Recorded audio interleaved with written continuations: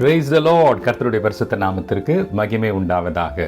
God Shadow Ministries தேவ நிழல் ஊழியங்களின் ஜூலை 2026 வாக்குத்தத்த வார்த்தையின் ஒலிபரப்பிலே நான் உங்களை சந்திப்பதிலே இந்த மகிழ்ச்சி அடைகிறேன். ஹல்லேலூயா, ஹல்லேலூயா. கர்த்தர் நல்லவர், அவர் கிருபை என்றென்றுமாய் உள்ளது. இந்த வருடத்தினுடைய 6 மாதங்களை கடந்து வரும்படியாய் நம்முடைய வாழ்க்கையில் கிருபைகளையும் இரக்கங்களையும் பாராட்டின தேவன் மீதம் இருக்கிற இந்த வருடத்திலே மீதம் இருக்கிற அடுத்த 6 மாதங்கள் சொல்லுவோம் இல்லையா, பாதி கிணறை தாண்டிட்டோம், இன்னும் மீத கிணறை தாண்ட வேண்டியிருக்குது. பாதி தூரத்தை தாண்டியும்படி உதவி செய்த தேவன் இன்னும் மீதமான தூரத்தையும் கடந்து போகும்படி, கர்த்தருடைய கிருபையோடு கூட கடந்து போகும்படி கர்த்தர் நமக்கு உதவி செய்வார் என்பதிலே எந்த சந்தேகமும் இல்லை. ஹல்லேலூயா, ஹல்லேலூயா. அன்பானவர்களே, இந்த மாதத்திற்கும் கர்த்தர் என்னுடைய மனதிலே விதைத்திருக்கிற அந்த வேத வசனத்தை உங்களோடு கூட முதலாவது பகிர்ந்து கொண்டு, அதன் அடிப்படையில் பரிசுத்த ஆவியானவர் என்ற இருதயத்தில் விதைத்திருக்கிற தேவ செய்தியையும் வாக்குத்தத்த வார்த்தையாய், வாக்குத்தத்த செய்தியாய் உங்களோடு கூட இந்த காலை வேளையில் பகிர்ந்து கொள்ள வாஞ்சிக்கிறேன். சங்கீதம் 57 3ஆம் வசனம். சங்கீதம் 57 3. என்னை விழுங்க பார்க்கிறவன் என்னை நிந்திக்கையில் அவர் பரலோகத்திலிருந்து ஒத்தாசை அனுப்பி என்னை ரட்சிப்பார். சேலா. தேவன் தமது கிருபையையும் தமது சத்தியத்தையும் அனுப்புவார். என்னை விழுங்க பார்க்கிறவன் என்னை நிந்திக்கையில் அவர் பரலோகத்திலிருந்து ஒத்தாசை அனுப்பி என்னை ரட்சிப்பார். தேவன் தமது கிருபையையும் தமது சத்தியத்தையும் அனுப்புவார். ஆங்கிலத்தில் Psalm 57:3. He will send from heaven and save me. He will put to shame who tramples on me. Selah. God will send out His steadfast love and His faithfulness. அவர் பரலோகத்திலிருந்து ஒத்தாசை அனுப்பி என்னை ரட்சிப்பார். தேவன் தமது கிருபையையும் சத்தியத்தையும் அனுப்புவார். He will send from heaven and save me. God will send out His steadfast love and His faithfulness. Hallelujah. பிரியமானவர்களே, நம்முடைய தேவன் அனுப்புகின்ற தேவன். He is a God who sends. அவர் எதை அனுப்புகிறார்? இந்த சங்கீதத்தில், இந்த வசனத்தில், இந்த வாக்குத்தத்த வார்த்தையில் நாம் எதை பார்க்கிறோம்? உதவியை, ஒத்தாசையை அனுப்பி என்னை ரட்சிக்கிறார் என்று இந்த சங்கீதக்காரன் எழுதுகிறார். இதே வசனம் நமக்கு என்ன சொல்லுகிறார்? அவர் தமது கிருபையை அனுப்புவார், அவர் தமது சத்தியத்தை அனுப்புவார். He will send out His steadfast love and His faithfulness. Hallelujah, hallelujah. பிரியமானவர்களே, பரிசுத்த வேதாகமத்திலே தேவனுடைய ஜனங்கள் அவரை நோக்கி கதரும் பொழுது, விசேஷம் அவர்களுடைய ஆபத்து நாட்களிலே, நெருக்கடியான வேளையிலே, பலவிதமான போராட்டத்தின் காலகட்டத்திலே அல்லது சிறைப்பட்டிருக்கிற நாட்களிலே அவரை நோக்கி வேண்டிக் கொள்ளும்போது கர்த்தர் தம்முடைய ஒத்தாசையை அனுப்புகின்ற தேவனாய் இருக்கிறார். பிரியமானவர்களே, இந்த வார்த்தையை நான் முக்கியப்படுத்த விரும்புகிறேன், அடிக்கோடிட விரும்புகிறேன். அவர் அனுப்புகின்ற தேவன். அவர் வெறுமனே கட்டளையிடுகிற தேவன் மாத்திரமல்ல, கவனியுங்கள், இல்லாதவைகளை இருக்கிறவைகளை போல் கட்டளையிடவும் செய்வார். ஒன்றுமில்லாமையில் இருந்து பொருளை உண்டாக்கவும் செய்வார். 5 அப்பம் 2 மீனை வைத்து 5000 பேருக்கும் அதிகமானோர் உட்கொள்ளும்படிக்கு, அவர்களுடைய பசி ஆற்றும்படிக்கு, திருப்தி அடையும்படிக்கு அதை பெருக பண்ணுகிற தேவர் மாத்திரமல்ல, இந்த நாட்களிலே கர்த்தர் என்னுடைய இருதயத்திலே அனுப்பின வார்த்தை, என்னை அதிகமாய் சிந்திக்க வைத்த ஒரு சத்தியம் என்னவென்றால், He will send it. அவர் அனுப்புகிற தேவனாய் இருக்கிறார். அதை செய்ய அவர் வல்லவராய் இருக்கிறார். பிரியமானவர்களே, ஒருவேளை கேட்கலாம், என்ன கர்த்தர் செய்யக்கூடியவர்? கர்த்தர் வல்லவர், அவர் சர்வ வல்லவர், அவர் கட்டளையிட்டால் நிற்கும், கட்டளையிட்டால் நடக்கும், அவர் சொல்ல ஆகும், அவர் கட்டளையிட நெருக்கம், இதெல்லாம் நமக்கு தெரிந்த விஷயம் தானே. அது என்ன அனுப்புகிறதுல என்ன ஒரு பெரிய காரியம் இருக்கு, ஒரு பெரிய நூதனமான விஷயம் என்ன என்று கேட்கலாம். பிரியமானவர்களே, ஒரு எடுத்துக்காட்டோடு கூட இதை நான் விளக்குவேனாகில் உங்களுக்கு இது புரிந்து கொள்ள முடியும் என்று நான் நிச்சயமாய் நம்புகிறேன். யோசிச்சு பார்ப்போம். உங்களுக்கு ஒரு குறிப்பிட்ட சூழல்ல, ஒரு மருத்துவமனையில இல்லை ஏதோ ஒரு காலகட்டத்தில் இருக்கும் பொழுது ஒரு சடுதியில் ஒரு பெரிய தொகை உங்களுக்கு தேவைப்படுது. உங்களுடைய வங்கியில் அந்த அளவுக்கு தொகை இல்லை, உங்களிடத்தில் எந்த கிரெடிட் கார்டோ கடன் அட்டையோ இல்லை. அப்போ உதாரணத்துக்கு ஒரு மருத்துவமனைக்கு போயிருக்கீங்க, அட்மிஷன் பண்ணணும், அங்கே குறிப்பிட்ட இந்த தொகை செலுத்தும்படி உங்கள்கிட்ட கேட்டுக்கொள்கிறாங்க. அப்போ உங்களுடைய பேங்க் அக்கௌண்ட்டில் உங்களுடைய டெபிட் கார்டில் அவ்வளோ தொகை இல்லை. அப்போ அவசரமாக ஒரு உதாரணத்துக்கு வைத்துக்கொள்வோமே, ஒரு 50,000 ரூபாவோ ஒரு 1,00,000 ரூபாவோ ஒரு கணிசமான தொகை உங்களுக்கு அந்த நேரத்தில் தேவைப்படுகிறதா இருக்கிறது. It is truly an hour of crisis.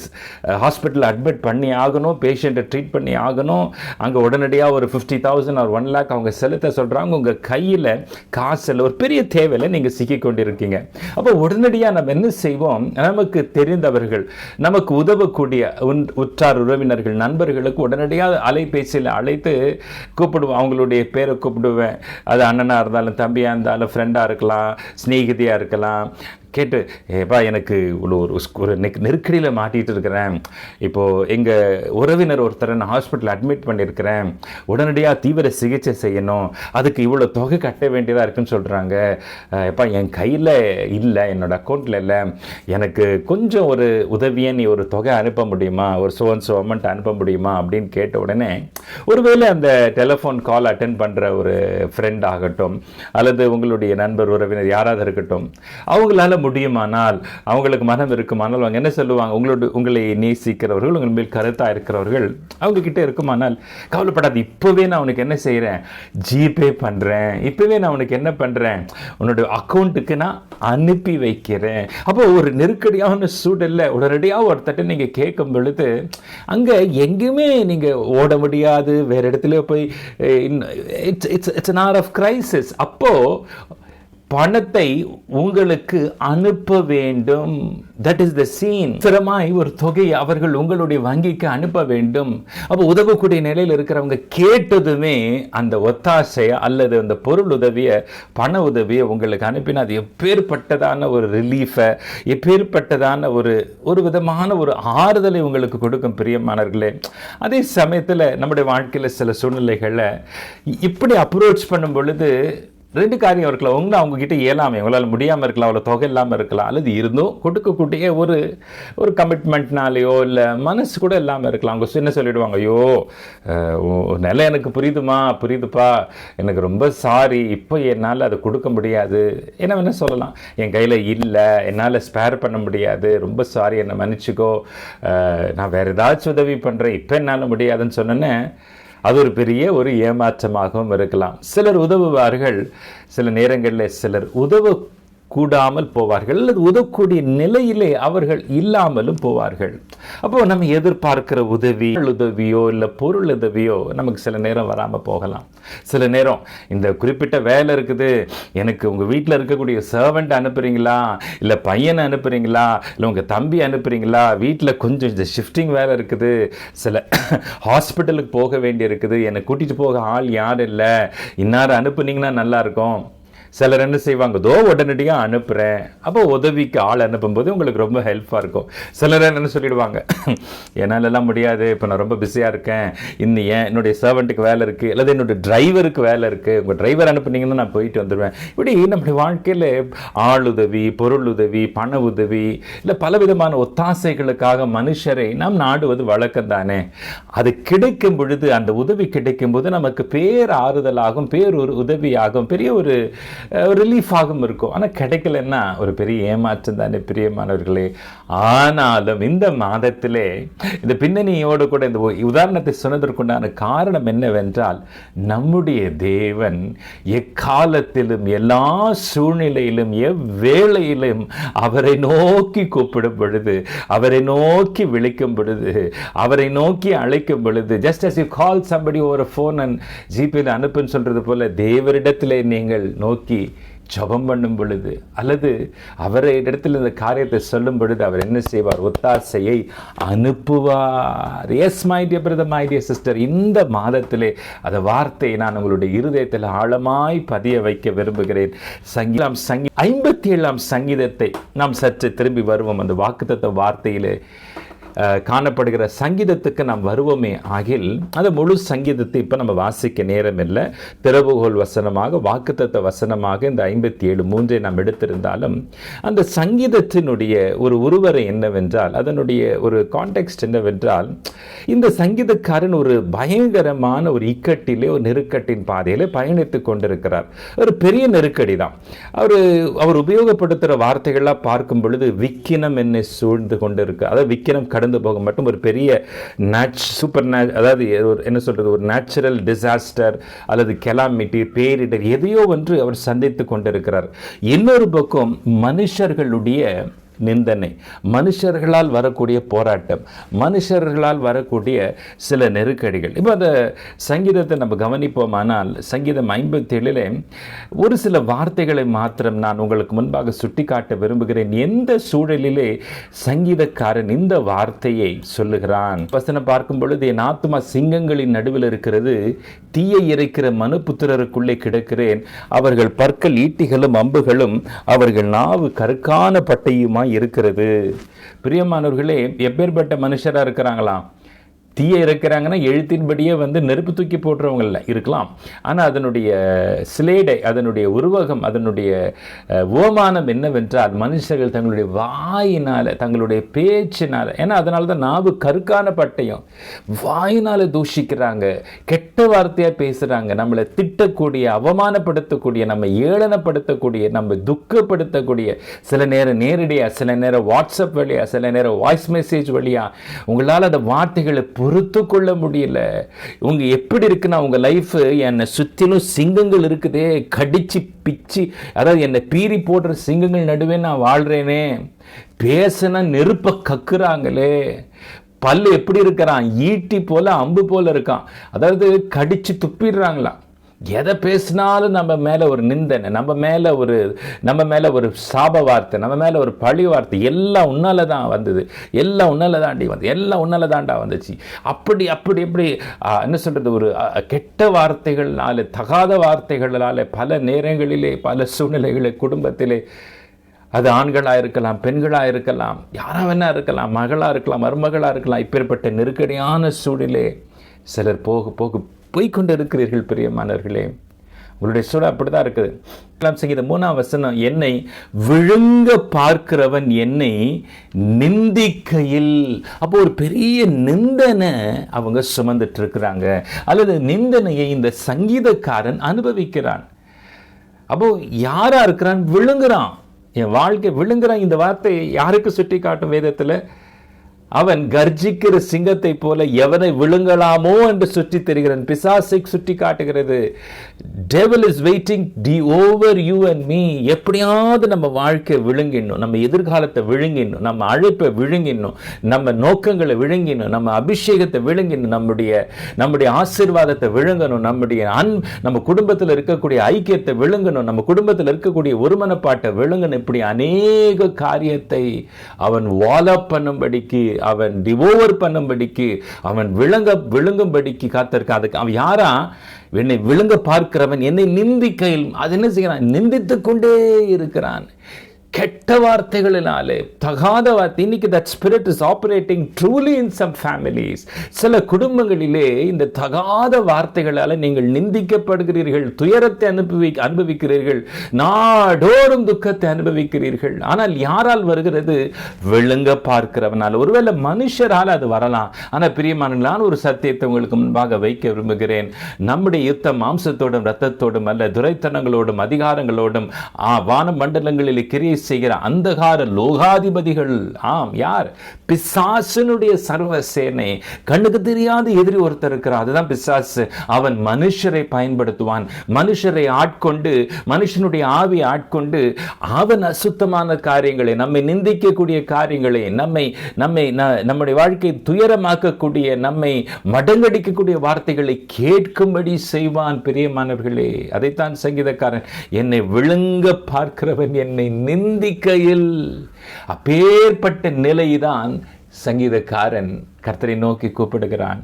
அப்பொழுது கர்த்தருடைய வார்த்தை என்ன, வாக்குத்தத்தம் என்ன, கர்த்தர் என்ன செய்கிறதா சங்கீதக்காரன் சொல்லுகிறார்? அவர் பரலோகத்திலிருந்து, ஆங்கிலத்தில் he will send his help என்று இருக்க, தமிழிலே அவர் பரலோகத்திலிருந்து ஒத்தாசை அனுப்பி, ஒத்தாசை என்ற ஒரு அருமையான வார்த்தை, உங்களுக்கு ஒத்த, உங்களுக்கு தேவையான, உங்களுக்கு அந்த நேரத்தில் what is the right help, ஒத்த அப்படின்னா பெர்ஃபெக்ட், சரியான உதவி, சரியான ஒரு அசிஸ்டன்ஸ், அது பொருள், பணம், மனுஷர், அவர் அனுப்புவார். பிரியமான, பூமியிலிருந்து வராது, மனுஷரிடத்திலிருந்து வராது, பரலோகத்திலிருந்து வரும். From the heaven it will come. அவர் என்ன செய்வார்?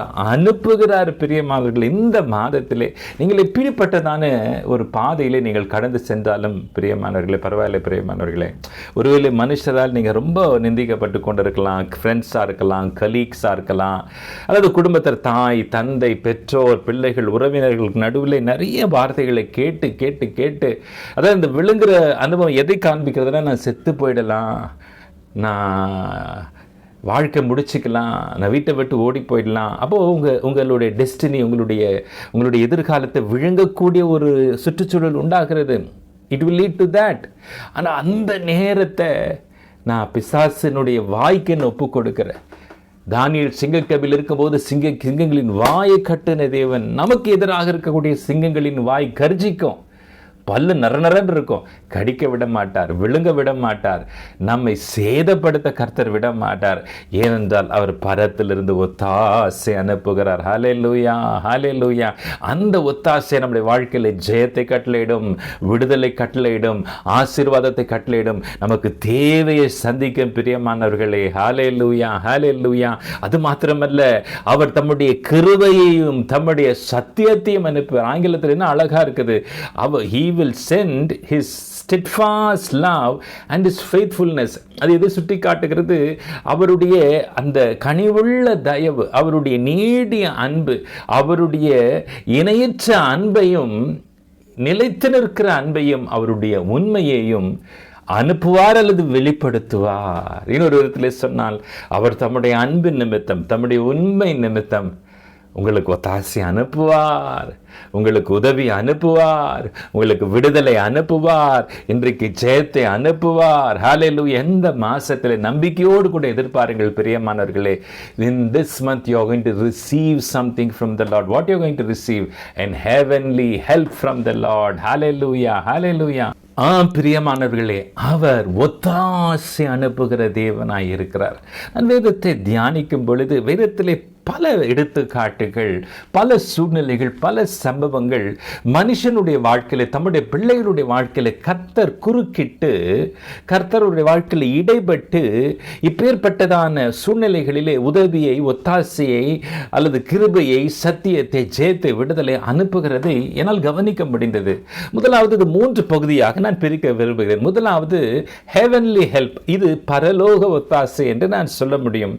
2-3 சம்பவங்களை நான் சுட்டி காட்டலாம். ஆதியாகமம் 24ஆம் அதிகாரம் 7ஆம் வசனத்திலே நாம் வாசிக்கிறோம், அங்கே என்னை என் தகப்பனுடைய வீட்டிலும் என் இனத்தார் இருக்கிற தேசத்திலும் இருந்து அழைத்து வந்தவரும் உன் சந்ததிக்கு இந்த தேசத்தை தருவேன் என்று எனக்கு சொல்லி ஆணையிட்டவருமான வானத்துக்கு தேவனாகிய கர்த்தர், நீ அங்கே இருந்து என் குமாரனுக்கு ஒரு பெண்ணை கொண்டு வரும்படிக்கு தம்முடைய தூதனை உனக்கு முன்பாக அனுப்புவார். இது ஆபிரகாமின் வேலைக்காரனாகி எலியேசார் இடத்திலே ஆபிரகாம் சொன்ன வார்த்தை. தன்னுடைய மகன் ஈசாக்கு இடத்துக்கு பெண் எடுக்கும்படி பெண் பார்க்கும்படி அவன் பயணித்து போகிறான்.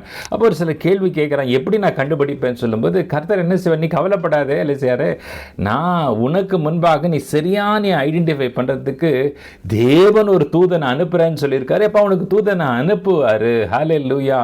God sent an angel before the servant of Abraham to help identify the right person for Isaac. ஈசாக்குக்கு உண்டான சரியான பெண்ணை தெரிந்தெடுப்பதற்கு ஆபிரகாமின் வேலைக்காரன் அந்த வேலையாக போகிறான். ஈசாக்குக்கு சரியான பெண்ணை சரியான இடத்தில் அடையாளம் கண்டுபிடிப்பதற்கு தேவன் தம்முடைய தூதனை அவனுக்கு முன்பாக அனுப்புகிறார். இதை சுட்டி காட்டுது, நம்முடைய வாழ்க்கையிலே ஒரு வழி நடத்துதல் தேவையா, அந்த நேரத்தில் ஒரு தூதனை அனுப்பியும் நமக்கு வழி நடத்த அவர் வல்லவராய் இருக்கிறார். இன்னொரு வசனத்தை வாசிக்கிறேன், யாத்திராகம் 23:20. வழியிலே உன்னை காக்கிறதற்கும் நான் ஆயத்தம் பண்ணின ஸ்தானத்திற்கு உன்னை கொண்டு போய் சேர்க்கிறதற்கும் இதோ நான் ஒரு தூதனை உனக்கு முன்னே அனுப்புகிறேன். இது மோசே மற்றும் இஸ்ரவேல் ஜனங்கள் அவர்களுக்கு சொல்லப்பட்ட ஒரு வார்த்தை. அப்போ எகிப்திலிருந்து விடுவிக்கப்பட்டு வனாந்திர வழியாய் பயணிக்கிறவர்கள் இப்போ கானான் தேசத்திற்கு, வாக்குத்தத்தம் பண்ணப்பட்ட தேசத்திற்கு அவர்கள் போகணும். அப்போ அந்த வழி பிரயாணத்தில், வனாந்திர பிரயாணத்தில் சேதமின்றி, அங்கு ஒரு பக்கம் கொள்ளையர்கள் வரலாம், எதிரிகள் வரலாம், மிருகங்கள் வரலாம், இந்த எல்லா அல்லது இயற்கையினால சேதங்கள் ஏற்படலாம். இதிலிருந்தெல்லாம் உங்களை காப்பதற்கு நான் என்ன செய்ய போறேன், உனக்கு ஒரு தூதனை அனுப்புறேன். முதலாவது ஒரு கைடன்ஸுக்கு, இரண்டாவது டு கார்ட் யூ, அந்த இடத்துல நீங்க ப்ரொடெக்ஷனுக்காக கர்த்தர் ஒரு தூதனை அனுப்புகிறாராம். பிரியமானவர்களே, யாத்திராகம் 33:2 நாம் வாசிக்கிறோம், நான் ஒரு தூதனை உங்களுக்கு முன்பாக அனுப்பி கானானியனையும் எமோரியனையும் ஏத்தியனையும் பெரிசியனையும் ஏவியனையும் எபூசியனையும் துரத்தி விடுவேன். பாருங்க, இப்போ அந்த கானான் தேசத்திற்குள்ள அவங்க பிரவேசிக்கிற வேளையில பலவிதமான சத்துருக்கள் இருக்கிறாங்க.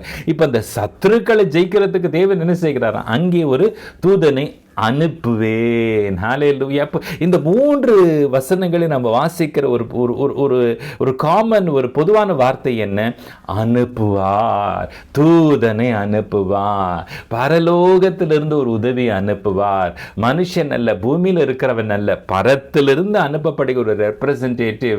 பாருங்க, அன்றைக்கு பழைய ஏற்பாட்டு பரிசுத்தவான்களுடைய வாழ்க்கையில மாத்திரமல்ல, அது உங்களுடைய வாழ்க்கையில அப்படி செய்ய வல்லவராக இருக்கிறார் என்பதை நான் முக்கியத்துவப்படுத்த விரும்புகிறேன். எதற்காக? ஒரு வழிகாட்டுதலுக்காக. ஆபிரகாமின் ஊழியக்காரனுக்கு ஒரு கைடன்ஸ் தேவைப்பட்டது. எதற்காக? ஒரு பாதுகாப்பிற்காக. வனாந்திரத்தில் அவர்கள் காக்கப்படும்படிக்கு they had to be guarded and protected. உங்களை பாதுகாக்கவும் தேவன் தூதனை அனுப்ப வல்லவராக இருக்கார். மூன்றாவதாக, உங்களுக்கு ஜெயம், சத்துருவின் மேல் ஜெயம் எடுக்க, எதிராளின் மேல் ஜெயம் எடுக்க, உங்களுக்கு எதிரே எழும்பிக் கொண்டிருக்கிற வசனம் சொல்லுகிறது, சத்துரு வெள்ளம் போல எழும்பி வந்தாலும் ஆவியானவர் கொடியேற்றுவார். வெள்ளம் போல புறப்பட்டு வரலாம், தேவன் கொடியேற்றுவார். இங்க என்ன, தேவ தூதன் முன்பாக சென்று உங்களுக்கு ஜெயத்தை கட்டளையிடுவார். திஸ் இஸ் ஹெவன்லி ஹெல்ப், பரலோக ஒத்தாசை அல்லது பரலோக தூதனுடைய ஒத்தாசை சொல்லலாம். சில நேரங்களில் தேவன் மனுஷரையே கூட அனுப்பலாம். அது உதாரணத்திற்கு நான் ஒரு வசனத்தை வாசிக்கிறேன். வாழ்க்கையில் சில மனுஷர்கள் இடைபடுவார்கள், குறுக்கிடுவார்கள், உறவினர்கள் எப்படி ஒன்று வருவாங்க. மத்தேயு 11:10 அது எப்படி எனில், இதோ நான் என் தூதனை உமக்கு முன்பாக அனுப்புகிறேன், அவன் உமக்கு முன்னே போய் உமது வழியை ஆயத்தம் பண்ணுவான் என்று எழுதிய வாக்கியத்தால் குறிக்கப்பட்டவன் இவன்தான். இது யோவான் ஸ்நானகனை குறிக்கின்ற ஒரு வார்த்தையா இருக்கிறது. தூதன் என்றாலும் ஆங்கிலத்தில் அது மெசஞ்சர் என்று இருக்கிறது. One who carries the message. இது மனுஷனை குறிக்கிறது. சில நேரங்களில் நம்முடைய வேலையை, நம்முடைய தடைகளை நீக்க அல்லது நமக்கு உண்டான காரியங்களை சந்திக்க, நமக்கு நன்மை உண்டாக தேவன் மனுஷரையும் நம்முடைய வாழ்க்கையில் அனுப்ப வல்லவராக இருக்கிறார். It's a human help. பிரியமானவர்களே, மூன்றாவது ரொம்ப முக்கியம். பழைய ஏற்பாட்டு பரிசுத்தவான்களுக்கு இது ரெண்டுமே இருந்தது. மனுஷரை அனுப்பினார், தூதனை அனுப்பினார் அவருடைய உதவிக்காக. மூன்றாவது ரொம்ப முக்கியம், புதிய ஏற்பாட்டு காலத்தில் ஆண்டவராகிய இயேசு கிறிஸ்து அவர் பரமேறின பின்பு நமக்கு பரிசுத்த ஆவியை அனுப்பினார் என்று வேதம் குறிப்பிடுகிறது. எதற்காக? நம்மை தைரியப்படுத்த, எதற்காக? சத்தியத்தை அறிவிக்க, எதற்காக? ஆண்டவராகிய இயேசு கிறிஸ்துவினுடைய உபதேசங்களை நம்முடைய வாழ்க்கையிலே நமக்கு நினைவுபடுத்த. அன்பானவர்களே, தூதனை எப்படி அனுப்பினாரோ, மனுஷர்களை எப்படி அனுப்புகிறாரோ, அப்படியே இந்த நாட்களில் நம்மோடு கூட என்றென்றைக்கும் இருக்கக்கூடிய எப்பொழுதும் நம்மை வழிநடத்தக்கூடிய பரிசுத்த ஆவியானவரை கர்த்தர் நமக்கு அனுப்பியிருக்கிறார். ஹல்லேலூயா! இப்பேற்பட்டதான் ஒரு பெரிய ஆசீர்வாதம். இதை நம்ம இங்கே வாசிக்கிறோம். சில வசனங்களை நான் வாசிக்கிறேன். யோவான் 14:26, என் நாமத்தினாலே பிதா அனுப்ப போகிற பரிசுத்த ஆவியாகிய தேற்றரவாளன் எல்லாவற்றையும் உங்களுக்கு போதித்து நான் உங்களுக்கு சொன்ன எல்லாவற்றையும் உங்களுக்கு நினைப்பூட்டுவார். 15:26, பிதாவினிடத்திலிருந்து நான் உங்களுக்கு அனுப்ப போகிறவரும் பிதாவினிடத்திலிருந்து புறப்படுகிறவரும் ஆகிய சத்திய ஆவியான தேற்றரவாளன் வரும்போது அவர் என்னை குறித்து சாட்சி கொடுப்பார். யோவான் 16:7, நான் உங்களுக்கு உண்மையை சொல்லுகிறேன், நான் போகிறது உங்களுக்கு பிரயோஜனமாக இருக்கும். நான் போகாதிருந்தால் தேற்றரவாளன் உங்களிடத்தில் வரார். நான் போவேனே ஆகில் அவரை உங்களிடத்தில் அனுப்பேன். இப்போது 3 வேத வசனங்களிலே அனுப்பப்பட்டவர், அனுப்புவேன், அனுப்பப்படுகிறார், புறப்படுகிறார் என்ற வார்த்தையை பார்க்கிறோம். யார்? பரிசுத்த ஆவியானவர். 3 காரியம் சொன்னேன். To reassure, to reveal the truth, to remind them about Jesus. இயேசு கிறிஸ்துவை நினைப்பூட்டும்படிக்கு, சத்தியத்தை அறிவிக்கும்படிக்கு, அவர்களை ஆறுதல், தேறுதல், தைரியப்படுத்தும்படிக்கு பரிசுத்த ஆவியானவரை நம்மோடு இருக்கும்படியாய் அனுப்புகிற தேவனாய் இருக்கிறார். பிரியமானவர்களே, இந்த அனுபவம் நமக்கு நிச்சயமாகவே உண்டு என்பதிலே சந்தேகமில்லை. ஆனாலும் இந்த மாதத்திலேயும் ஒரு தீர்க்க தரிசன வாக்குத்தத்த வசனமாய் இந்த வசனம் உங்களுடைய வாழ்க்கையிலே கிரியை செய்ய வேண்டும் என்று நான் ஜெபிக்கிறேன். நான் உங்களுடைய வாழ்க்கையில் அறிவிக்க விரும்புகிறேன். நாம் கவனித்த அந்த வாக்குத்தத்த வார்த்தை என்ன? என்னை விழுக பார்க்கிறவன் என்னை நிந்திக்கையில் அவர் பரலோகத்திலிருந்து ஒத்தாசி அனுப்பி என்னை ரட்சிப்பார். பிரியமானவர்களே, அவர் அனுப்புகின்ற தேவன் என்பதை நாம் கவனித்துக் கொண்டு வருகிறோம். எப்படி அவர் அனுப்புகிறார்? பரத்திலிருந்து ஒரு தூதனை, மனுஷனை, பரிசுத்த ஆவியானவரை அனுப்பி நமக்கு தேவையான நன்மைகளை எல்லாம் செய்கிறார். ஆனாலும் இந்த மாதத்திலே ஒரு தீர்க்க தரிசன வாக்குத்தத்தமா இந்த வாழ்க்கையிலே, நான் உங்கள் வாழ்க்கையிலே நான் இதை பிரகடனப்படுத்த விரும்புகிறேன். I want to declare this verse in your family as a prophetic word. 3 பகுதிகளிலே இந்த தீர்க்க தரிசன வாக்குத்தத்த வார்த்தையானது பலன் கொடுக்கும், கிரியை செய்யும் என்று என்னுடைய மனதிலே ஆவியானவர் எனக்கு உணர்த்தினதை உங்களோடு கூட 3 சம்பவங்களின் மூலமாக நான் பகிர்ந்து கொள்ள விரும்புகிறேன். கர்த்தர் அனுப்புகின்ற தேவன் என்பதை நாம் தொடர்ந்து இந்த 1ஆம் தேதியில் கவனித்துக் கொண்டு வருகிறோம். அவர் எப்படி அனுப்புகிறார், யார் மூலமாக அனுப்புகிறார், எதற்காக அனுப்புகிறார் என்பதை நாம் ஒரு 3 dimensional, ஒரு 3 பரிணாம ஆசீர்வாதமாக நாம் கவனிக்க போகிறோம். பிரியமானவர்களே, 3 சூழ்நிலைகளை அல்லது 3 சம்பவங்களை அல்லது 3 நபர்களை உங்களுக்கு முன்பாக நான் எடுத்து வைக்க விரும்புகிறேன். இம்மூவரும் ஒரு விதத்தில் ஆண்டவராகிய இயேசு கிறிஸ்துவுக்கு நிழலாட்டமாய் இருக்கிறார்கள். ஆண்டவராகிய இயேசு கிறிஸ்துவை குறித்து சொல்லப்பட்ட ஒரு வார்த்தை சொல்லி கடந்து போகிறேன். யோவான் 17:8 சொல்லுகிறது, நீர் எனக்கு கொடுத்த வார்த்தைகளை நான் அவர்களுக்கு கொடுத்தேன், அவர்கள் அவைகளை ஏற்றுக்கொண்டு நான் உம்மிடத்திலிருந்து புறப்பட்டு வந்தேன் என்று நிச்சயமாய் அறிந்து நீர் என்னை அனுப்பினீர் என்று விசுவாசித்திருக்கிறார்கள். இயேசு கிறிஸ்து யார்? அவரும் அனுப்பப்பட்டவர், நமக்காக அனுப்பப்பட்டவர் இல்லையா? இந்த அனுப்பப்பட்டவராகிய ஆண்டவர் இயேசு கிறிஸ்து நம்முடைய வாழ்க்கையில் 3 விஷயங்களை, 3 நன்மைகளை, 3 ஆசீர்வாதங்களை இந்த மாதத்திலேயும் அவர் அனுப்புவார் என்பதே இந்த தீர்க்க தரிசன செய்தியினுடைய முக்கியமான அம்சம். பிரியமானவர்களே, 3 காரியங்களை நான் சுட்டி காட்டுகிறேன். தேவன் யோசேப்பை எகிப்திற்கு அனுப்பினார். தேவன் தாவீதை யுத்த களத்திற்கு அனுப்பினார். தேவன் எலியாவை சாரேபாத் ஊருக்கு அனுப்பினார். ஒவ்வொன்றாய் நாம் கவனிப்போமா? முதலாவது, தேவன் யோசேப்பை எகிப்துக்கு அனுப்பினார். 105ஆம் சங்கீதம் 17ஆம் வசனத்திலே வாசிக்கிறோம், அவர்களுக்கு முன்னாலே ஒரு புருஷனை அனுப்பினார். இந்த அவர்கள் யாரை குறிப்பிடுகிறது? இந்த இஸ்ரவேல் அதாவது யாக்கோபினுடைய குடும்பத்தார். 12 குமாரர்களே ஒருவர் அங்கே போயிட்டாரு. மீதம் இருக்கிற குடும்பம், அவங்களுடைய பிள்ளைகள், மனைவி பிள்ளைகள், அரௌண்ட் 70 people. அவர்களுக்கு முன்பாக யார் எகிப்துக்கு போனது? அவர் போகலையா? வேதம் சொல்லுகிறது அனுப்பினாராம். யோசேப்பு சிறையாக விற்கப்பட்டான். இந்த கதை, இந்த பின்னணி, யோசேப்பினுடைய சரித்திரம் நமக்கு நன்றாக தெரியும். பிரியமானவர்களே, தன்னுடைய தகப்பனாருக்கு மிகவும் செல்லமான பிள்ளையாக இருந்த யோசேப்பு, ஆனாலும் அவன் தன்னுடைய சகோதரரால், சொந்த பிரதர்ஸால் அதிகமாக வெறுக்கப்பட்டான். 2 காரியம். ஒன்று, அப்பா செல்லமாக இருந்ததுனால ஒரு பலவர்ண ஒரு அங்கி அவனுக்கு கொடுத்ததுனால ஒரு பொறாமை. ரெண்டாவது, இவன் ஒரு சொப்பனக்காரனாக இருந்தான். அவன் தான் பார்த்த சொப்பனத்தில் அந்த சொப்பத்தினுடைய அர்த்தம் எப்படி இருந்ததுன்னா, தன்னுடைய தகப்பன், தாய் தகப்பன் அல்லது கூட பிறந்த சகோதரர்லாம் அவனை வணங்குற மாதிரியான சொப்பனத்தை பார்த்து அப்படி அர்த்தம் சொன்னதுனால அவங்க மூத்த சகோதரிகள் இவன் மேலே கொஞ்சம் கோபமாக கொஞ்சம் எரிச்சலாக தான் இருந்தாங்க. அப்போது எந்த அளவுக்கு அந்த கோபமும் எரிச்சலும் அவங்களுடைய பகையும் உள்ளத்தில் இருந்தது, ஒரு காலகட்டத்தில் அவனை கொன்று போடும்படிக்கு கூட அந்த சகோதரர்கள் வகை தேடி இருக்கிறார்கள். சரி, ஒரு பக்கம் பரிதாபப்பட்டு ஒரு சகோதரன் தன்னை கொல்ல வேண்டாம்னு சொல்லிட்டு அவன் என்ன செஞ்சுட்டாங்க, சொந்த சகோதரனை அடிமையாக வித்துட்டாங்க. இந்த அடிமையாக விற்கப்பட்டவன் எங்கே போகிறான்? எகிப்திற்கு போகிறான். எகிப்துக்கு போன இந்த யோசேப்புக்கு அங்கேயும் பிரச்சனைகள், பாடுகள் தொடருது.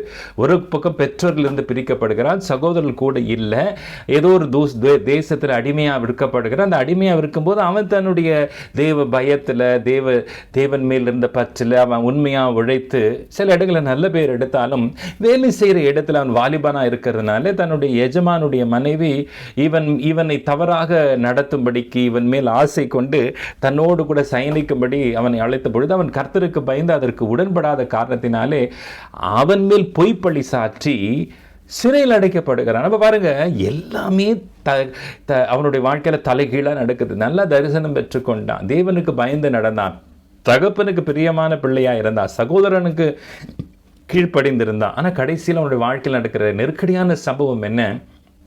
அடிமையாக இருக்கப்படுறான். வேலைக்கு போன இடத்துல உண்மையாக இருந்தாலும் அங்கே பிரச்சனை. ஒரு கட்டத்தில் ஜெயிலுக்கு போகிறாரு. அப்போது சிறையில் அடைக்கப்படும் போது அங்கே ரெண்டு கூட இருந்த சிறை கைதிகள் அவருடைய சொப்பனத்துக்கு அர்த்தத்தை தெரிவிக்கும் பொழுது அந்த அர்த்தத்தை தெரிவித்து அதில் ஒருவன் தூக்கிலிடப்படுகிறான், ஒருவன் விடுதலை ஆகிறான். அவன்கிட்ட கெஞ்சி கேட்குறான், எப்பா நீ அரண்மனைக்கு போகும்போது ராஜாவின் இடத்துல என்னுடைய காரியத்தை கொஞ்சம் சொல்லி, நான் தப்பாக இந்த இடத்துல வந்துட்டேன், எனக்காக நீ சிபாரிசு பண்ணி என்னை ஜெயிலிருந்து விடுவித்து வெளியே கொண்டு வந்துரு அப்படின்னு சொல்லும்போது சரின்னு சொல்லிட்டு வாக்கு பண்ணிட்டு போன அந்த பானபாத்திரக்காரனுடைய தலைவன் அவனும் மறந்து போனான். இது இன்னொரு 2 வருஷம் ஆகுது. இப்படியாக நெடுகவே பாடுகளை யோசேப்பு அனுபவித்துக் கொண்டிருந்தான். ஆனால் பிரியமானவர்களே, நாள் ஒன்று வந்தது. அப்பொழுது அந்த ராஜா பயங்கரமான ஒரு சொப்பனத்தை கண்டு கலங்கி போய் எழுந்திருக்கு. இந்த சொப்பனத்துக்கு அர்த்தம் எனக்கு என்னன்னு தெரியலன்னு சொல்லும் பொழுது அப்பொழுது அந்த பானபாத்திரக்கார தலைவனுக்கு ஒருத்தர் சொப்பனக்காரன் இருக்கிறான், சொப்பனத்திற்கு உண்டான மீனிங்ல கரெக்டாக சொல்றான்னு சொல்லிட்டு அப்போது யோசேப்பை அரண்மனைக்கு அழைத்து கொண்டு வராங்க. யோசேப்பு சொப்பனத்தின் அர்த்தத்தை மாத்திரம் அங்கே சொல்லவில்லை, அந்த சொப்பனத்தினால் உண்டாகும் தேசத்திற்கு வரப்போகிற பெரிய பஞ்சத்தையும் அந்த பஞ்சத்தை எப்படி சமாளிக்கலாம் என்கின்ற ஞானமான வழியும் அவன் சொன்னதினால உடனடியாக அவன் ராஜாவுக்கு அடுத்த நிலைமைக்கு அந்த தேசத்திலே அதிபதியாக ஆளுநராக உயர்த்தப்படுகிறான்.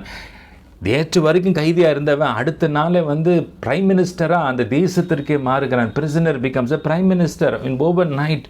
பிரியமானவர்களே, அதற்கு பின்புதான் அந்த பஞ்சத்தை சமாளிக்கிறார்கள். அந்த சமாளித்த பின்பு தேசமெங்கும் உலகமெங்கும் பஞ்சம் வரும்பொழுது எகிப்தில் மட்டும் உணவு இருக்குது, எகிப்தில் மட்டும் களஞ்சியங்கள் இருக்குது. யாரால்? யோசேப்பினால். அப்படின்போது அந்த யோசேப்பினுடைய குடும்பத்தார், யோசேப்பினுடைய சகோதரர்கள் அவனை தேடி வருகிறார்கள். இது நம்ம இந்த காரியத்தில் இந்த யோசேப்பினுடைய வரலாற்றில் பார்க்கிறோம் பிரியமானவர்களே. ஆனாலும் இந்த சம்பவத்திலே நான் அடிக்கோடிட்டு சொல்ல வேண்டிய வார்த்தை, சொல்ல விரும்புகிற வார்த்தை, Joseph the Bible doesn't say Joseph went, but Joseph was sent. Joseph வென்ட்டுக்கும் ஜோசப் சென்ட்டுக்கும் நிறைய வித்தியாசம் இருக்குது. யோசேப்பு போனான் அல்ல, யோசேப்பு அனுப்பப்பட்டான். யாரால்? கர்த்தரால் அனுப்பப்பட்டான். எதற்காக யோசேப்பு அங்கே அனுப்பப்பட்டான்? எகிப்தியர் மாத்திரமல்ல, தம்முடைய ஜனங்கள், இஸ்ரவேல் குடும்பத்தார், யாக்கோபினுடைய சந்ததி, யாக்கோபினுடைய பிள்ளைகள் பாதுகாக்கப்படும்படிக்கு, பஞ்சத்திலே அந்த சந்ததி, அந்த மக்கள், அந்த குடும்பம் அழிந்து போகாமல் பாதுகாக்கும்படிக்கு யோசேப்பை தேவன் எகிப்திற்கு அனுப்பினாராம். அனுப்பினது யார்? தேவன். எதற்காக அனுப்பினார்? அவர்களை பாதுகாக்கும்படிக்கு, அவர்களுடைய தேவைகளை சந்திக்கும்படிக்கு. அங்கே என்ன? அவர்களுடைய அடிப்படை தேவை. ஆனால் முதலாவது இங்கே என்ன நடக்குது? இது பாக்கியமான மாற்றம் என்ன? From confusion to confidence. ஒரு பெரிய ஒரு குழப்பம் அந்த ராஜாவையும் அந்த மக்களையும் சந்தித்தது. யோசேப்பு உள்ளே நுழைந்ததும் அந்த குழப்பம் ஒரு தெளிவுக்கு நேரே, ஒரு தைரியத்திற்கு நேரே. இப்பொழுது ராஜாவுக்கு தைரியமா நம்ம சமாளிச்சிடலாம்.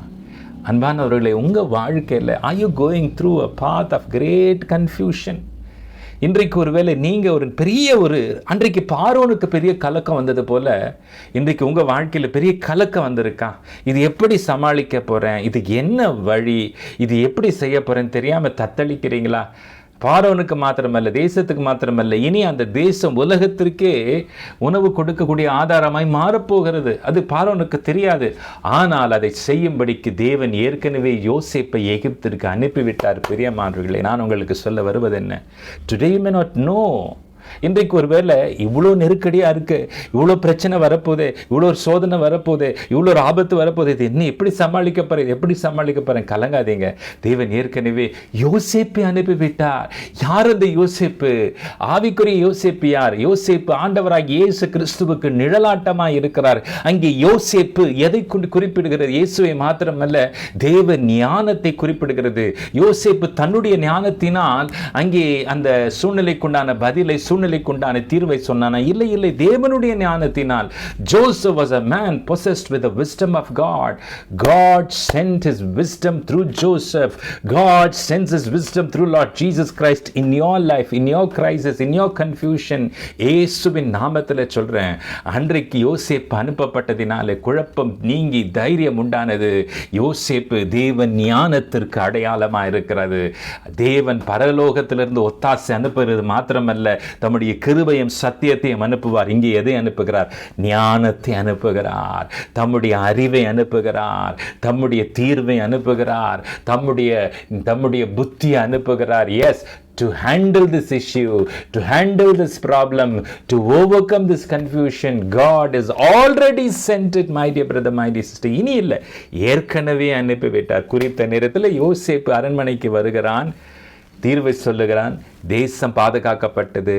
யாக்கோபின் குடும்பத்தினர் பாதுகாக்கப்பட்டனர். நீங்கள் பாதுகாக்கப்படுவீர்கள். ஏனென்றால் God has sent us Joseph in your life. Hallelujah, hallelujah. இரண்டாவதாக நாங்கள் பார்க்கிறோம், தேவன் தாவீதை யுத்த களத்துக்கு அனுப்புகிறார். எதற்காக?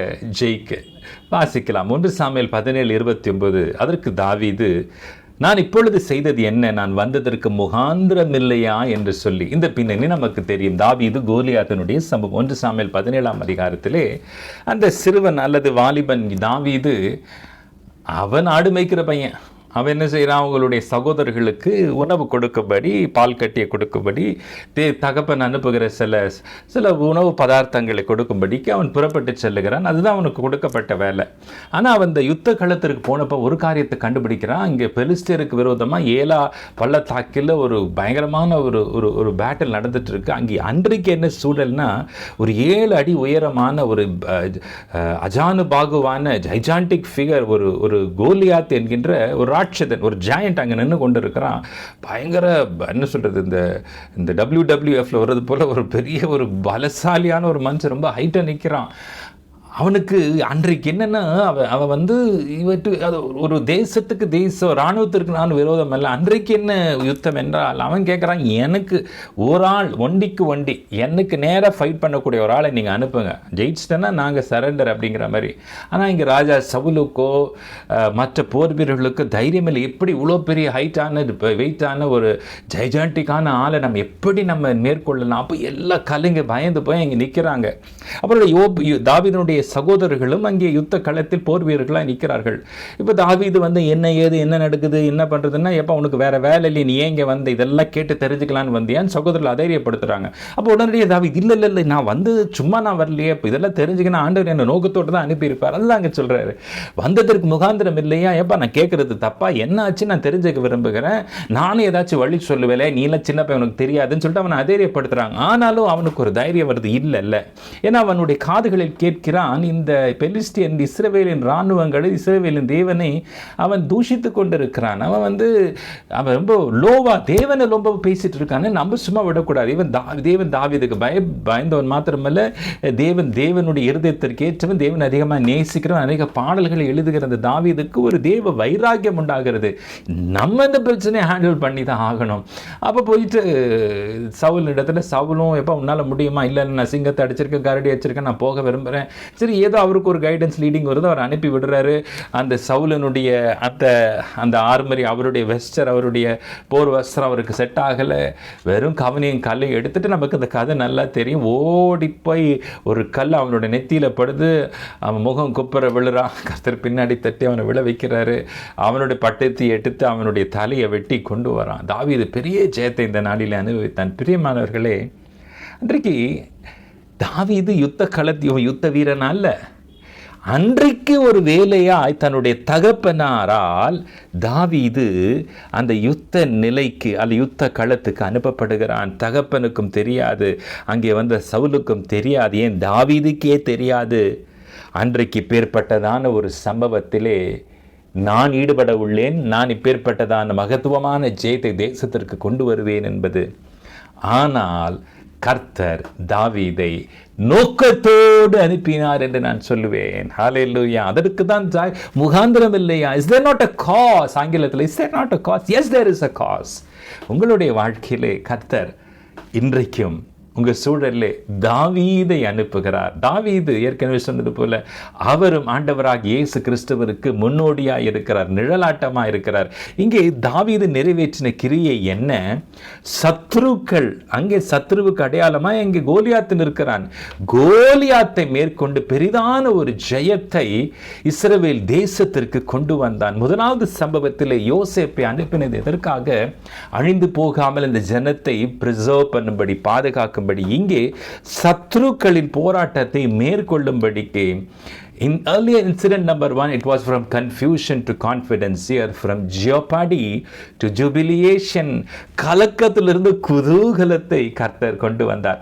குழப்பத்தில் இருக்கக்கூடிய உங்களுடைய வாழ்க்கையிலே கர்த்தர் யோசேப்பை அனுப்பி உங்கள் வாழ்க்கையிலே ஒரு தைரியத்தை கொண்டு வருவார். நம்பர் 2, கலக்கத்தில் இருக்கக்கூடிய உங்களுடைய வாழ்க்கை சூழ்நிலை. அன்றைக்கு சவுல் கலக்கத்தில் இருந்தால், இராணுவ வீரர்கள் கலக்கத்தில், தேசமே கலங்கி கொண்டிருந்தது. இந்த கோலியாத்தினுடைய கூக்குரல், அவனுடைய வார்த்தைகள், அவனுடைய கொக்கரிப்புகளை கேட்டு. ஆனால் கர்த்தர் யாரும் அறியாத சூழலில் தாவீதை அங்கே அனுப்பினார். God, David again represents Lord Jesus Christ in your life.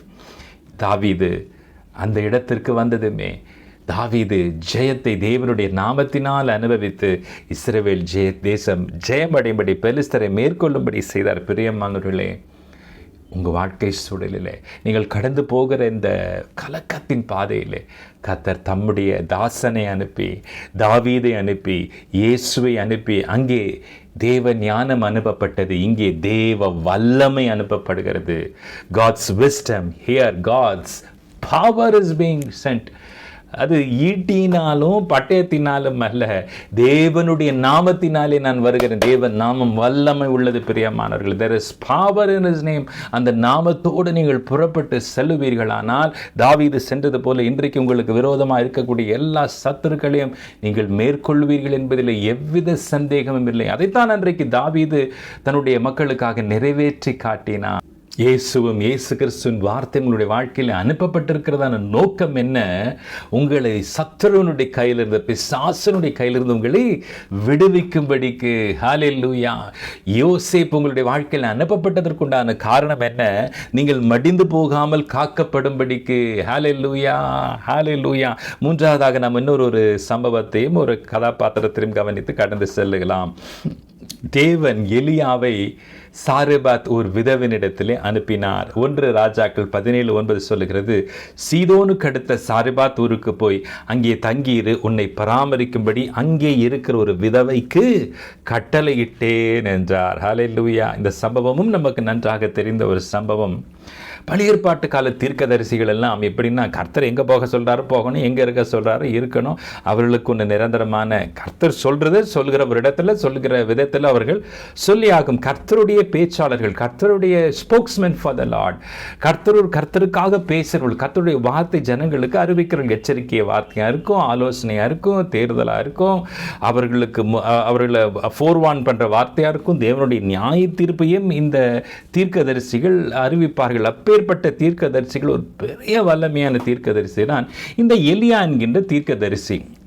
அவனுடைய வாழ்க்கையில் நடந்த ஒரு சம்பவத்தில் தேவனுக்காக மகத்தான காரியங்களை செய்தவன், இஸ்ரவேலை கலங்கடித்த தீர்க்கதரிசி என்று சொல்லுவார்கள். ராஜாக்களை அங்கே ஆகாப் எசேவேல் போன்றவர்கள் கலங்கடித்தான் என்று வேதம் சொல்லுகிறது. வானத்திலிருந்து அக்கினை கொண்டு வந்தவர், தன்னுடைய ஜபத்தினாலே மழையை நிறுத்தினவர், தன்னுடைய ஜபத்தினாலே மழை பெய்யும்படி செய்தவர், இப்படி வல்லமையாய் பயன்படுத்தப்பட்ட தீர்க்கதரிசி ஒரு முறை தன்னுடைய வாழ்க்கையின் பாதையிலே தேவன் அந்த தேசத்தில் பஞ்சத்தை கொண்டு வர விரும்பினார். பஞ்சத்தை கொண்டு வந்தார். அப்பொழுது எலியாவை போஷிக்கும்படி தேவன் கேரித் ஆற்றண்டையில் நீ போய் ஒதுங்கியிரு, அங்கே நான் உனக்கு காகங்களை அனுப்பி போஷிப்பேன் என்றால், ஒரு கட்டத்தில் இந்த பஞ்சத்தினாலே மழை இல்லாததினாலே அந்த ஆற்று தண்ணீரும் வற்றி போனது.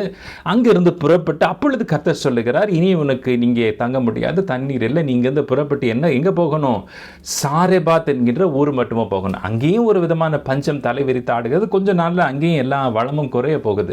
அங்கே ஒரு விதவையை நான் கட்டளையிட்டு எதிர்கட்டளையிட்டு இருக்கிறாரா, உன்னை பராமரிக்கும்படி, உன்னை போஷிக்கும்படி. நல்லா கவனிங்க, ஒரு விதமான பஞ்சம் தேசம் எங்கும் பரம்ப போகுது. ஒரு விதவின் வீட்டுக்கு போன்னு சொன்னதுமே ஏற்கனவே சொன்னது போல தீர்க்கதரிசி சொல்றதை கேட்டு அப்படியே செய்யணும். இவரும் புறப்பட்டு போகிறார். அங்கே விதவையை கண்டு கேட்கிறார், ஏம்மா ஓட்ட சாப்பாடு இருக்கா? ஐயா என்கிட்ட ஒன்றும் இல்லை, கொஞ்சம் மாவு கொஞ்சம் எண்ணெய் இருக்குது, நீ என்ன பண்ண அந்த கொஞ்சம் மாவில் கொஞ்சம் எண்ணெயும் கொஞ்சம் அப்பத்தை சுட்டு எனக்கு தான். அந்த மாதிரி சொல்கிறாங்க. நான் அந்த அப்பத்தையும் எண்ணெய், அந்த மாவையும் அந்த எண்ணெயும் கொஞ்சம் அப்போ சாப்பிட்டு, ஏன்னா சுத்தமாக எங்ககிட்ட இதுதான் லாஸ்ட் ஸ்டாக், இதுக்கப்புறம் எனக்கு விளைச்சலும் இல்லை, வேலையும் இல்லை, அறுவடையும் இல்லை, இதுதான் என்னிடத்தில் இருக்கக்கூடிய கடைசி ஆதாரம். விளைச்சலும் இல்லை, அறுவடையும் இல்லை, பணமும் இல்லை. நாங்கள் என்ன யோசிச்சிருக்கிறோம், இந்த கொஞ்சம் அப்பத்தையும் கொஞ்சம் சுட்டு சாப்பிட்டுட்டு அரைக்குறை வயிற்றோடு கூட சாப்பிட்டு செத்து போகலான்னு இருக்கோம் ஐயா அப்படின்றது இவங்க ரிப்ளையாக இருக்குது. சரி இருக்கட்டும், இருந்தாலும் முதல் அப்பத்தை சுட்டு எனக்கு கொண்டு வா. இருக்கிறதுல ஜஸ்ட் இமேஜின், ஒரு தோசை தான் சுட முடியுங்கன்னா அந்த தோசையில் பாதி எனக்கு கொடுன்னா எப்படி இருக்கும்? அப்படிப்பட்ட ஒரு சூழ்நிலை தான்.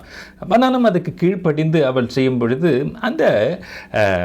அப்பொழுது அந்த தீர்க்கதரிசி ஒரு காரியத்தை சொல்லுகிறான். ஸ்திரீயே, நீ இதை செய்யும் பொழுது உன்னுடைய பானையில் இருக்கக்கூடிய மாவோ அல்லது வீட்டில் இருக்கக்கூடிய அந்த எண்ணெயோ குறையாது. அல்லேலூயா. வீட்டில் இருக்கக்கூடிய மாவானாலும் எண்ணெய் ஆனாலும் தேவன் இந்த பூமியிலே மழையை பெய்ய பண்ணும் மட்டுமா, அது குறைய போவதில்லை. பானையிலே மாவும் உங்களுடைய வீட்டில் இருக்கக்கூடிய ஒரு ஜாரில் இருக்கக்கூடிய எண்ணெய் என்ன செய்ய போகிறதில்ல, குறைவே போகிறதில்ல. இது கர்த்தர் அவனுக்கு சொன்னாரான்றது முன்னாடி நம்ம பார்க்கல, எப்படின்னு தெரியல. பட் ப்ராஃபிட்டிக்காக அந்த வார்த்தையை சொல்லும் பொழுது அந்த மாவு எதை யோசிச்சாங்களோ தெரியல, இருக்கக்கூடிய அப்பத்தை சுட்டு அதை தீர்க்கதரிசி கொடுத்தாங்க. தீர்க்கதரிசி சொன்னபடியே அவளுடைய வாழ்க்கையில் என்ன நடந்துச்சு, என்ன குறையவில்லை. எவன் திரும்பி போய் பார்க்குறா, என்ன இருக்குது, திரும்பி பார்க்குற மாவு இருக்குது, எடுத்து சாப்பிட்றாங்க, எண்ணெய் வரும், எடுத்து சாப்பிட்றாங்க, எண்ணெய் வரும், எடுத்து சாப்பிட்றாங்க, மாவு இருக்குது, எடுத்து பிசைகிறாங்க, அப்பத்தை சுடுறாங்க, இன்னும் மாவு வந்துட்டே இருக்குது. எத்தனை வருஷம், கிட்டத்தட்ட மேபி ஒரு 3.5 years ஆர் பல மாதங்கள், பல வருஷங்கள், ஒரு சில மாதங்கள், சில 2-3 வருஷங்கள் இருக்கலாம் குறைந்தபட்சம். அவர்கள் பஞ்சமின்றி, குறைவின்றி, இன்னும் சொல்லப்போனால் மற்றவர்களும் உதவியாக இருந்தாங்க.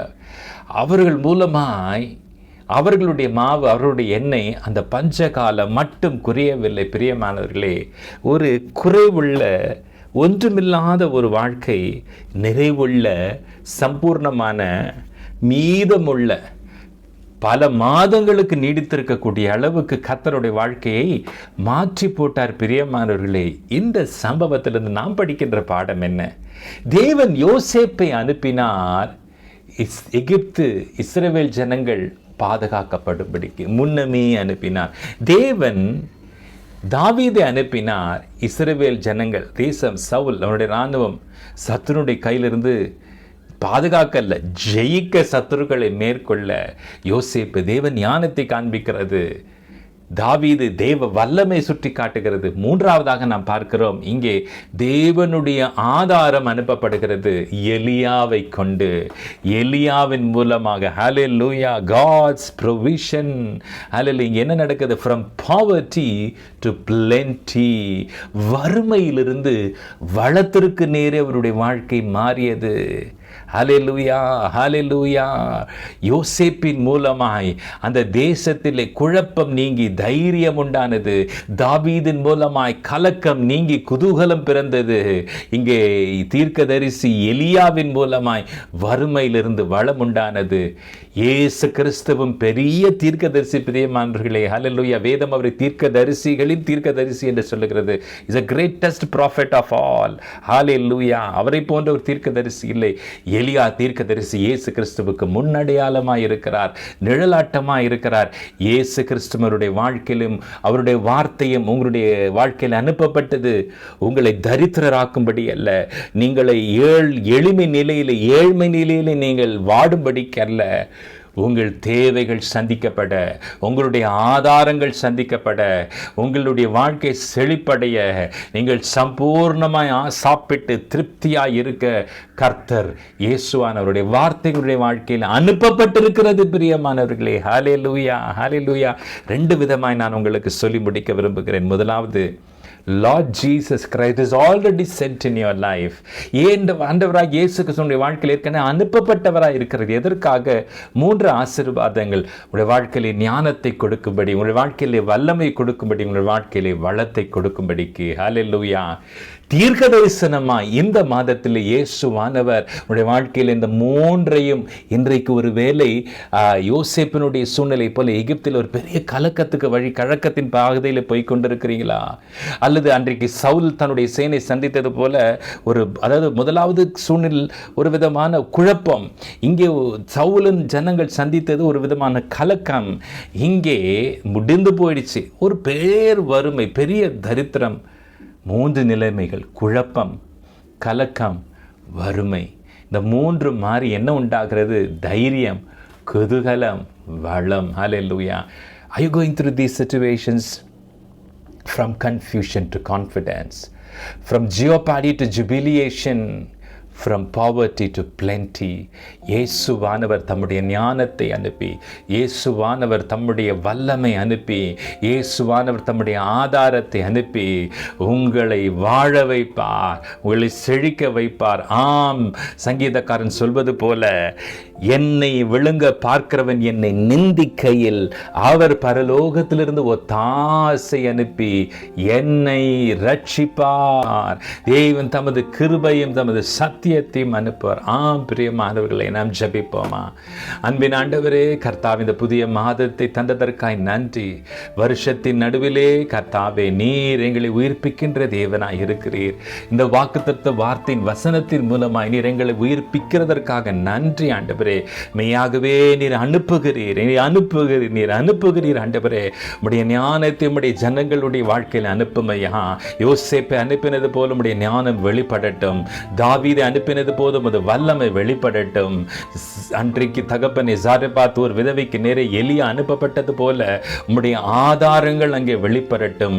இம்மூன்றும் தகப்பனே, அன்றைக்கு யோசேப்பனுடைய வார்த்தை, அன்றைக்கு தாவீதனுடைய வார்த்தை, அன்றைக்கு தீர்க்கதரிசி எலியாவினுடைய வார்த்தைகள், இந்த வார்த்தைகள் கிரியை செய்ததை நாம் பார்க்கின்றோம்.